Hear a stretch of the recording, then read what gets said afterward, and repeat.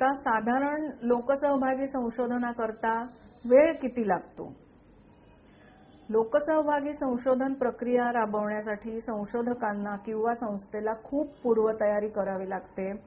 गावाचा किंवा वस्तीचा थोडा अभ्यास करावा लागतो, विषयाचा अभ्यास करावा लागतो आणि आपल्याला नक्की कशा प्रकारे संशोधन करायचं याचा एक आराखडा बनवावा लागतो. पण पूर्वतयारी झाल्यानंतर प्रत्यक्ष प्रक्रिया राबवण्यासाठी मात्र जास्तीत जास्त 2 आठवडे लागतात. एखाद्या 500 ते 700 कुटुंब असलेल्या गावात लोकसहभागी संशोधन प्रक्रिया राबवण्यासाठी जर 10 जणांची टीम असेल तर त्या टीमला 10 दिवस लागतील आणि याच्यामध्ये टीम मधले मेंबर्स गावात राहणं अपेक्षित आहे.